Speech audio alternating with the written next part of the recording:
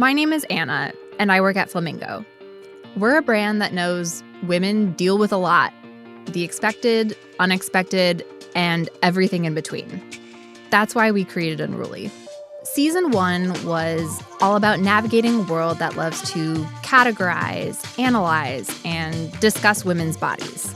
Season 2 has the same spirit, but a different bent. Instead of talking about regulation, we're talking about conversation. Because here's the thing.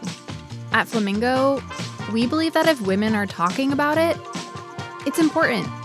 So, on this season of Unruly, I'll be chatting with your favorite writers, thinkers, and influencers about everything from dating in a recession to the way TikTok is shaping girlhood, to consumer capitalism and how to survive that annual girls' trip. We're carving out a little space for smart takes, hot takes, and a whole lot of truth-telling. Welcome to Unruly Season 2.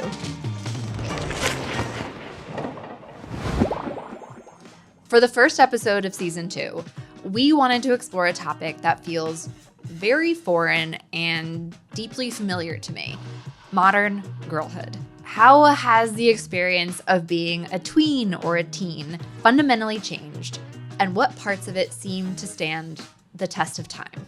These are the questions I'll be diving into with our first guest, the incredible writer, reporter, and podcaster, Elise Hu. Elise is the author of the book Flawless: Lessons in Looks and Culture from the K-Beauty Capital. Plus, she's written about a lot of other things, like Sephora tweens and motherhood, and even the global beauty industry as a whole. It's an honor to have her here to kick off our first episode. And one of the reasons why we're here is actually to talk about something specific, a phenomenon happening right now, which is this Sephora teens. Right.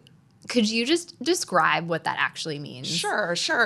Sephora teens or Sephora tweens is a way of describing the cultural recognition or the media sort of around this trend, a trend of younger people, Gen Alpha, girls as young as age 8, getting really into taking care of their skin. And sometimes that means really expensive serums or multi-step skincare, which used to be the provenance of just women, but now there's this creeping cultural effect of the internet and beauty culture that is reaching girls as young as elementary school. Yeah. So why do you think there's so much actual interest in buying these things suddenly? They're in the Sephoras, they're buying the retinols, they're buying the anti-aging, the actives, if you will. Right. The actives. Yeah. And the fact that they even know what actives are, I think, is a real difference between when you were a kid or when I was a kid.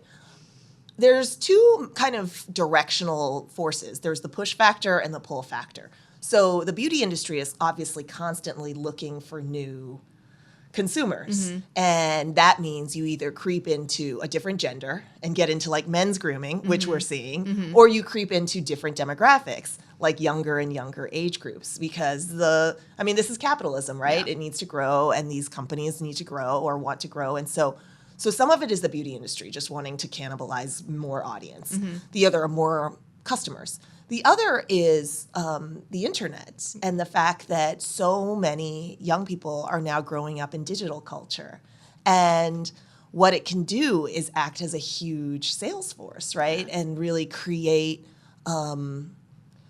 ideals to mimic and sell. And really sell a lot of products that maybe they would never have heard of before, like serums and pimple patches and all of that, in a way that it's like a new form of mass media, right? Yeah. And it's not really that new. Social media has been around for 10 years. But since you have elementary school kids getting iPads and in some cases getting iPhones by the time they're in 4th or 5th grade, the access to social media just makes the sales of these kinds of products faster and at scale. In a way that we didn't really have when our mass media was in the form of television and magazines. Yeah. I mean, I was just going to say, I'm not going to lie.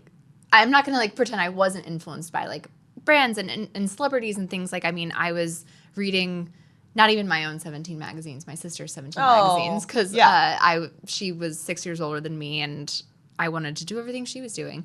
But trying to buy a lip gloss or something along those lines. I remember being almost like terrified to buy foundation for the first time because I was like, my mom's going to like get mad at me or something, like, which she wouldn't. But I think that there was more hesitancy to get involved in it back then. And also, I don't know if this is an original thought of mine or not. I think it's gotten from somewhere. But the idea that like we used to be inspired by our older sisters and our friends' older sisters. Or like the cool cousin down the street or whoever. And now it's just expanded exponentially because we have access to all these things. Yeah, one thing that a lot of folks who I've talked to about this trend have noted is the speed, right? Like what's so different about the way teen beauty culture is now is the quickness that something can spread as a trend. Yeah. And so I don't think the fact that younger and younger girls are getting into skincare is something that's going to be going away. So I don't even know if we should be using the term trend for it. I think it's just like a cultural shift to younger and younger age groups. But what is trendy are the products that they use or what they happen to be into. One key example is Drunk Elephant. So Drunk Elephant was huge when a lot of media had trained their attention on this Sephora tweens and Sephora teens craze. And they sell the $80 Brazilian Bum Bum cream, and there were TikToks of young girls, maybe in 3rd or 4th grade, like using up all the testers at Sephora for these particular products and getting their parents or their grandparents to buy these products. But now, because youth are fickle, especially Gen Alpha is fickle, they'll just kind of, and trends last for, sometimes a TikTok trend or trending sound will only last for like a day or two before it's quote unquote old, according to the teens. And so Gen Alpha is pretty fickle. And now, because Drunk Elephant isn't cool among them anymore, their sales have dropped 65% year on year. And searches for Drunk Elephant creams are now down 76% or something like that, which means that there is a risk if you become a brand that's associated with very young girls. Because they don't have the same brand loyalty that you and I might have to something. Because like once we find a product, we might not like want to keep trying more products. Sure. Yeah, once you find something that works. Right. But if you're thinking of a skincare product as status or you're thinking of it as play, like, hey, I'm just dressing up, which is the way that kids would think about toys, right? And now skincare is becoming a form of play, skincare and makeup.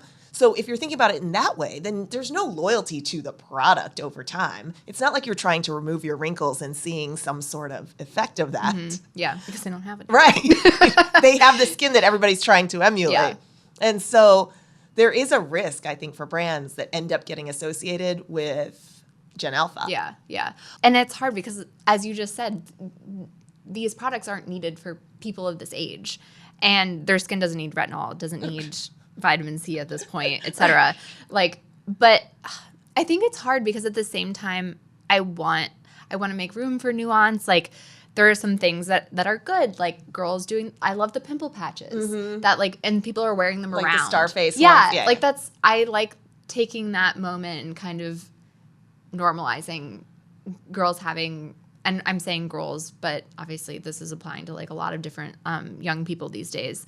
But I guess my question is, how do you think we encourage curiosity without making these things be essential to like their everyday routines? Like obviously, like I wouldn't want to shut down a question about something like that, but I also don't want to impress upon them that this needs to happen for you right now. You need to be using retinol.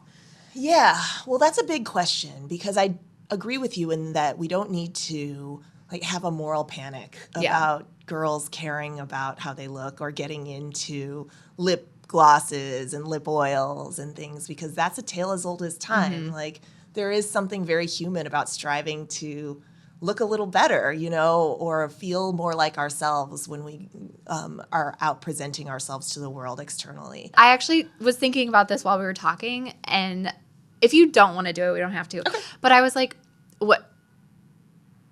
I kind of want to like go off and list even just from like a face perspective, what have you had done or what have you done? Sure. I know. Yeah, I've tried all sorts of different things. Yes. So I can talk about it. Well, I tried starving myself when I was 18. Me too. Yeah. So that was not worth it.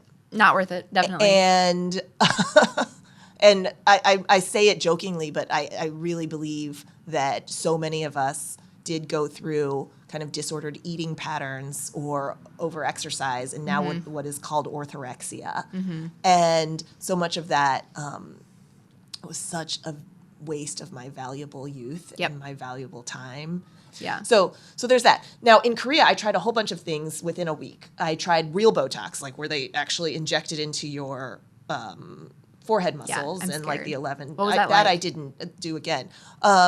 It's like slightly painful, but not as painful as something else I tried, which is what they call skin Botox, which is like the subcutaneous or baby Botox. Yeah. So it's not into the muscle, but it's like, I think it was like 269 little injections into just under your skin with like hyaluronic acid and other great chemicals that are supposed to help your skin look really youthful and glowy and all those things. But it only lasts like 2 months. Okay. And then the ditto with Botox, it lasts like 3 to 6 months, and then they want you to return. So a lot of the filler and injectable culture is kind of a business model. Yeah. Right? It's essentially trying to get subscribers so that you come back and get it on card. the regular. Yeah. Exactly. Yeah. I did hydrofacials. I still love hydrofacials. I think that, anything that you don't have to like, that doesn't really last. Yeah. Or isn't botulism, I'm Yeah. like, fine, I'm whatever. like, do it. Yeah, exactly. I get eyelash extensions. They kind of come out after like 3 to 4 weeks. So they get kind of like wonky, but I do like doing that because then I don't have to put on any makeup. So I do think about like beauty procedures and products in the sense that if they can actually save me time, I'm down with it. What I worry about is that there's an overconflation of our outsides with our worthiness and our worth. And to the extent that caring about our skin reaches into like, I must do this, or I'm not worthy if I don't, have flawless skin, then that's where it crosses over into a kind of real harm that it could do. And we saw that. I grew up in the 90s, and now, upon reflection, the 90s were a very difficult decade for women. It was very misogynistic, and there's actually a great book out right now called Girl on Girl about kind of how the 90s turned a lot of millennial women against ourselves. Yeah. And the thesis is that what we watch and read and hear and listen to, we end up internalizing and then creating our sense of worth based on what we consume. And if you translate that to today's consumption and the way that we read and hear and see everything on the internet, then what we're consuming is like algorithmically driven. It tends towards a certain sameness. It tends towards these very exacting ideals, or Instagram face or meta face. And these ideals are really only reachable with a lot of intervention, with a lot of money and spending and things that are just out of reach, right? And so I think techno-optimization, reaching our bodies, can become really dangerous. Yeah. But then there's a flip side here where I don't want to eschew, certain bodily rituals completely. I think it's wonderful that as part of this craze, that more and more girls are like taking care of hygiene. Yeah. I love sunscreen. that. Exactly. I love that my daughter knows about sunscreen and wears it without making a fuss. Where when she was like a little girl, it was very annoying. Trying to put sunscreen on my nieces, they're so angry at me. But then once they got into skincare, they're like, oh, sunscreen is part of my routine. Yeah. And so, I wrote a book about a lot of these topics. But it's I just not got so excited about something you just said. I was like gonna pull it up. Oh, sure. I'm reading what you wrote, actually. Self-esteem in modern capitalist societies can come to mean positive self-assessment according to various external metrics. That doesn't necessarily mean self-respect or compassion, which you basically just said something very similar to that. And again, I'm sure everyone just saw me get so excited, and I opened up the book and I was like, I knew I bookmarked this earlier. Yeah. But that's so disheartening. But it's been a project of my whole adult life to try and split like the link between my external appearance and myself. Like Yeah. that is a very big, heady thing. Yeah. But we, from a very young age, as girls, learn to be seen, right? And like learn to have to perform for other people. Whether that's even our parents telling us that we need to be ladylike or don't do that because it's not, you know, polite or whatever. Like we're constantly, we're at a very young age socialized to kind of present. And so learning to sort of be embodied and be in touch with ourselves at the soul level is something that we have to requires both undoing some of the things that we've learned culturally, but also like the hard work of figuring out who we are, you know? And so the way to not have to undo a bunch of stuff, especially for young, impressionable girls, is to teach them that they are worthy, flaws and all, like crooked teeth and all, like, you know, skin that's not flawless and all. And that's really hard when they are bombarded by media messages and algorithmic social media that tells you, like, this is the way to look. And the filters kind of teach us how we're supposed to look now, right? Because filters automatically smooth your skin or make your chin more defined or give you a higher nose bridge or all these things. And in the way the filters kind of quote unquote improve the way that we look, they are telling you like these are the things to aspire to. And so what I really see now is digital culture kind of dictating our physical standards. And that is worrying. Like, how do we have these conversations with girls about like being free from the clutches of unrealistic beauty standards when we are not ourselves? Right. So that's the thing. And that's why, and I've been thinking about a lot of this and working on a lot of this as my kids have gotten older and come into kind of teenagedom. And where I feel like I've been effective, or at least they're on a path that offers them some alternatives, is the work I've done on myself.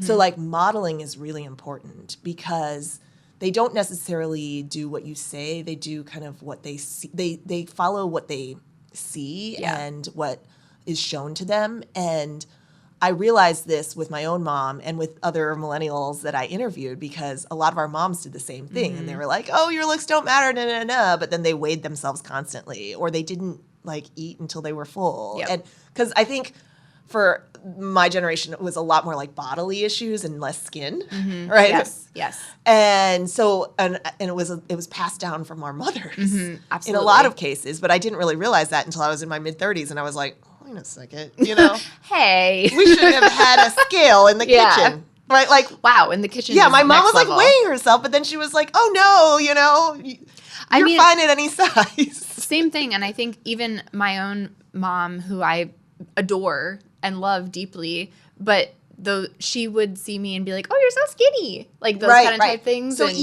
even the focus, even saying like making a note about your appearance, I think can be internalized the wrong way and can be taken the wrong way by a young impressionable person.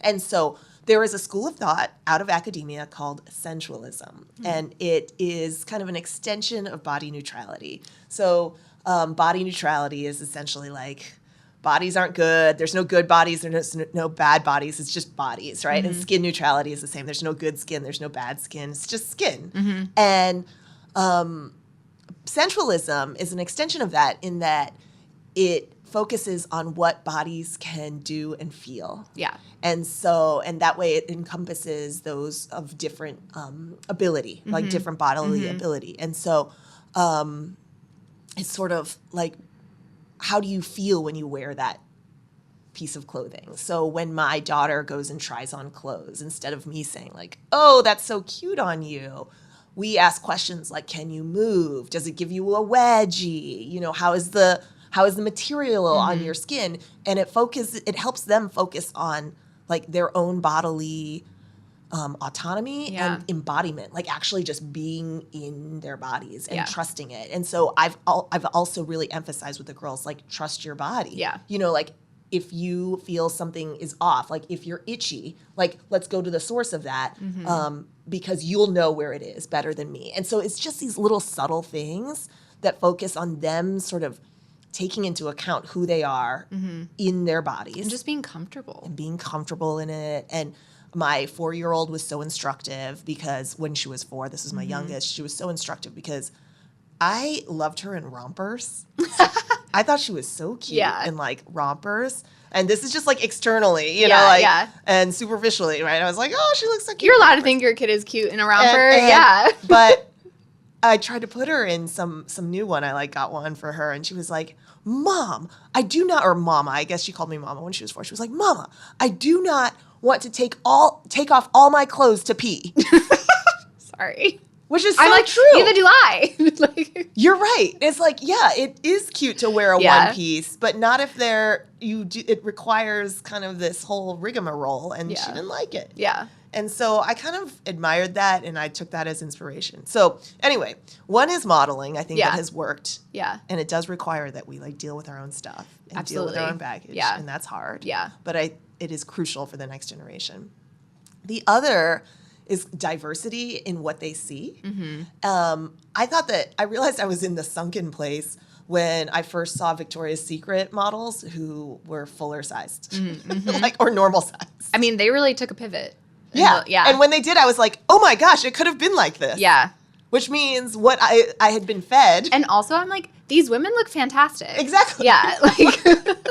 Like they look great. Why weren't we doing this before? Exactly. Yeah. But I realized what kind of horrible place and horribly limiting place that we were in terms of what we were seeing modeled to us when places like and brands like Victoria's Secret and Target finally showed more diversity. Yeah. So I do think media representation is vital, and having more diversity in media representation is vital. Seeing various bodies and skin types in art is really important to me. Like, I try to expose my girls just to seeing all sorts of art and books and just different bodies. That's vital because I realize, and a lot of this is coming from what I realized was missing in my own coming of age. Yeah. I also think, too, it's so easy to say, like, when we're encouraging body autonomy and body neutrality, it's so easy to just be like, you do you. And with that, I think, like, you do you, you go girl, all those types of things. But at the end of the day, like, we're still being driven by the beauty standards. And right. So one of the themes of Flawless is this idea that came up again and again, choice but not a choice. Yep. So when you are telling girls, and this was the problem with girl boss culture too, right? You're just telling everyone, like, hustle and you do you, and feminism this is like choice feminism. Yes. Like, feminism is whatever you define it. The issue is that it's highly individualistic, and it doesn't like take into account that we actually need to support one another, and that if we are individually making certain choices, those choices aren't in a vacuum. They are often driven by the larger matrix that we're in, which is highly consumeristic or highly consumerist. Yeah. And basically, none of our choices are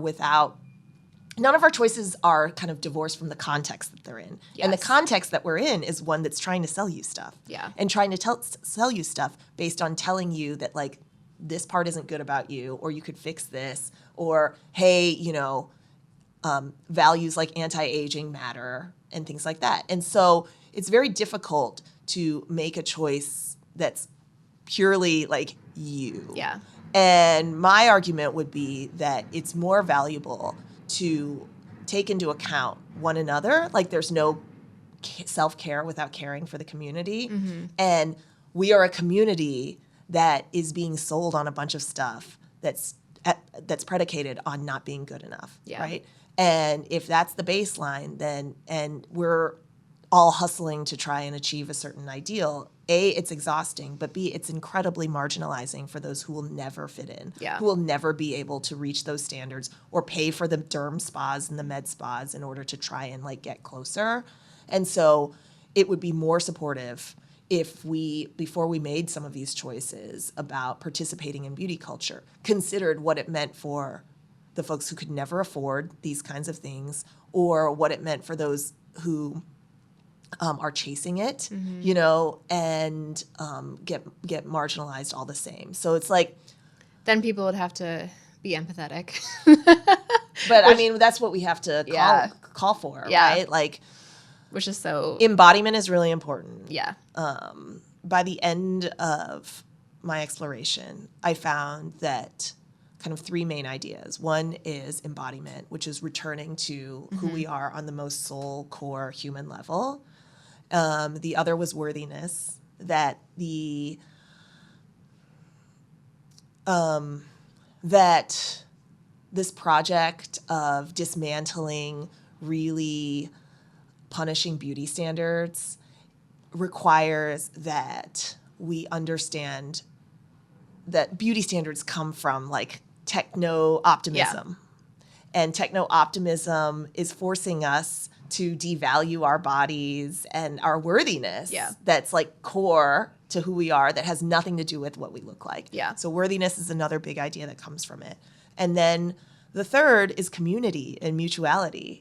And I think about like COVID and how we were separated from one another, and how coming together in real life was so nurturing, and it felt like so meaningful to be together in real life again. And we're in the middle of this loneliness epidemic and all of that.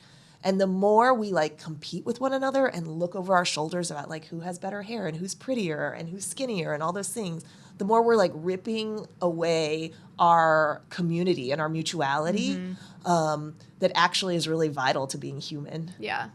Yeah. No, I really appreciated that moment. And I think to that point, like, how do you view girlhood differently? Girlhood in general, differently from today versus how it was even like 5, 10, 15, 20 years ago? Like, what's changing? There's so much less play.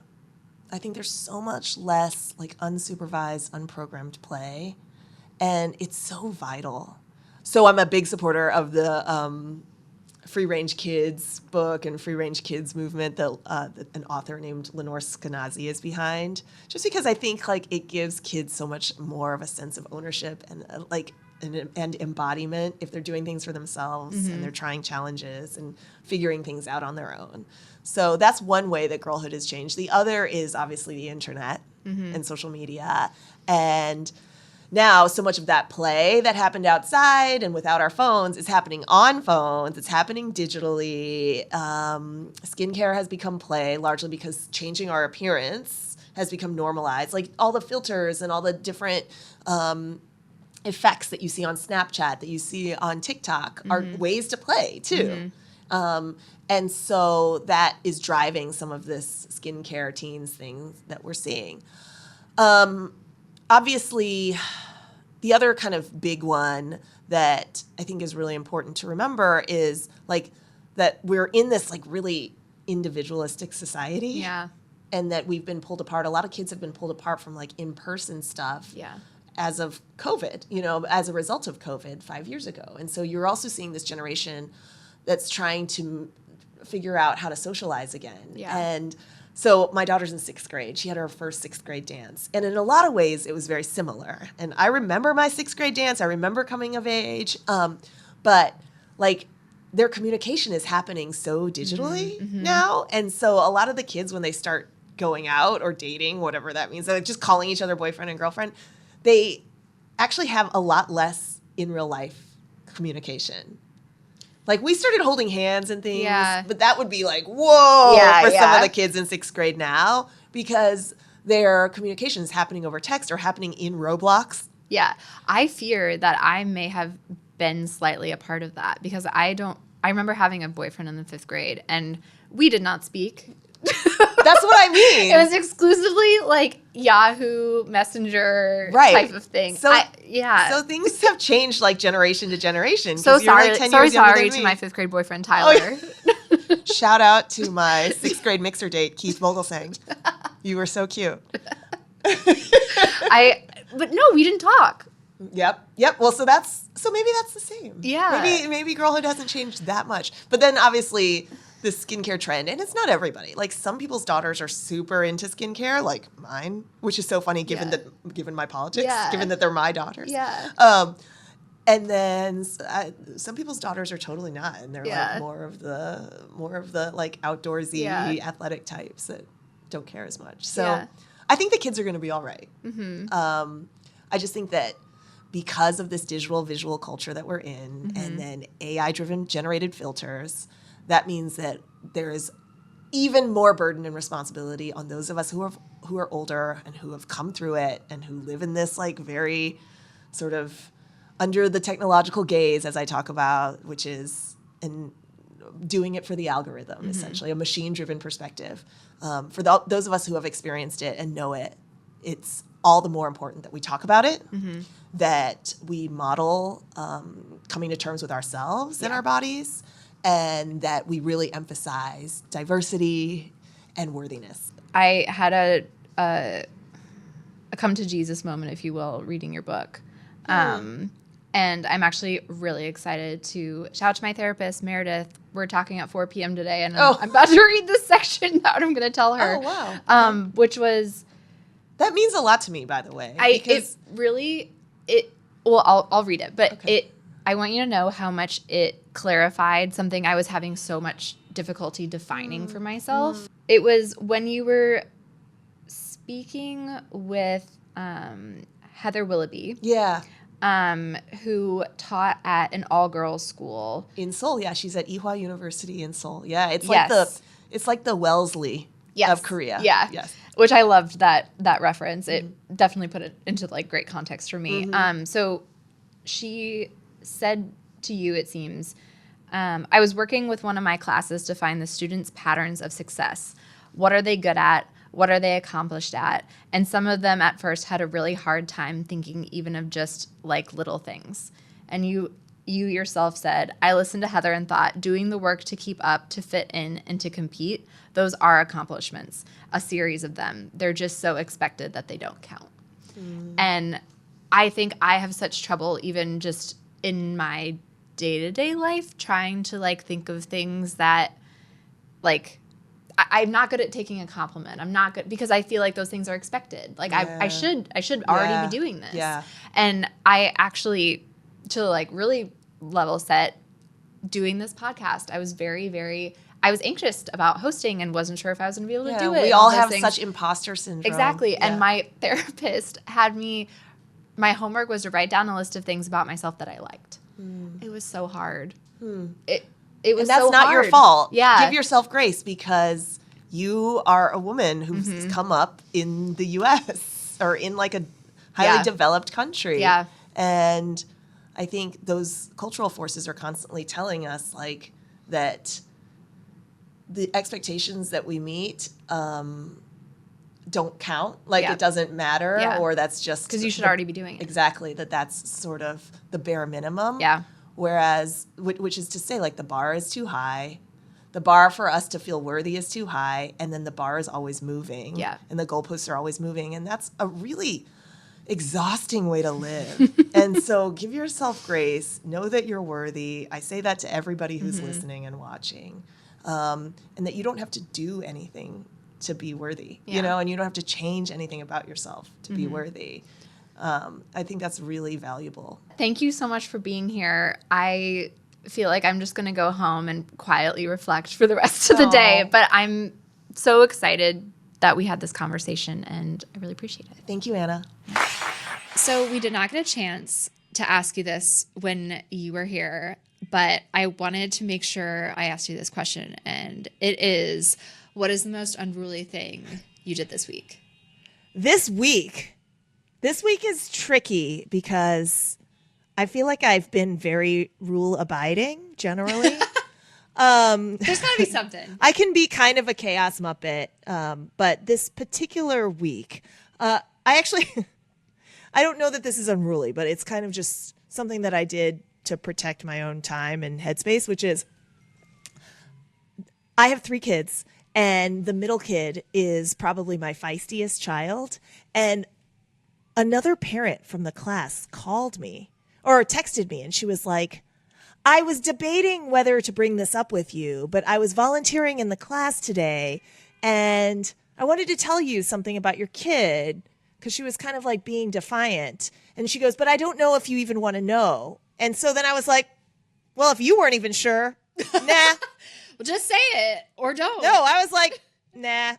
Because she was sort of like, you know. Taken aback.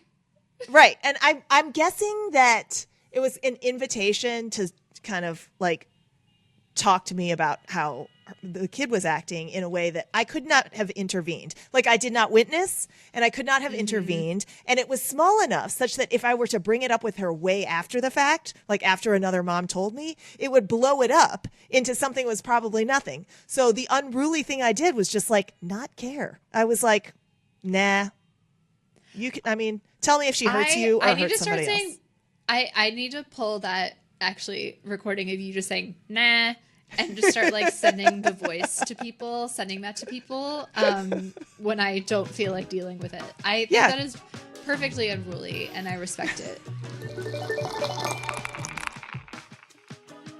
What trends were you following as a middle schooler? The gaucho pants, do you remember those? Those were good. I had the zip-off pants that zipped off at shorts and capris. Who was your idol when you were 12? Very topical, but it was Beyonce. Destiny's Child as a whole. The Olsen twins?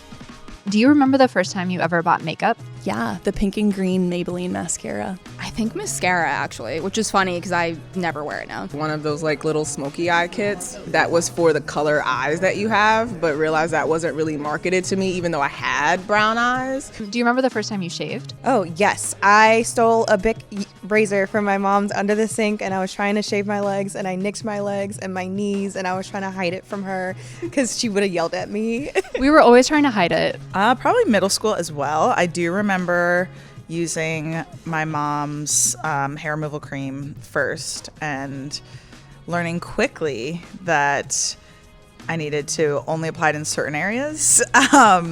So you're 13 and you're burning a CD for your best friend. What's on it? Probably the whole Ice Princess soundtrack. Missy Elliott, Destiny's Child is on it. A lot of dancehall and reggae. I was having a moment. I'm going to say a word or phrase, and then you tell me the first word that comes to your mind, okay? Limited to. Amazing. Cute clothes for small children. LimeWire. Hours and hours of downloading. Disney Channel original movie. Oh, the wand that they do the things. Yeah, the wand. 17 magazine. Not allowed in my house. Nick Jonas, Miley Cyrus. Nick Cannon. Boy bands. Jonas Brothers. One Direction. NSYNC for sure. JT all the way.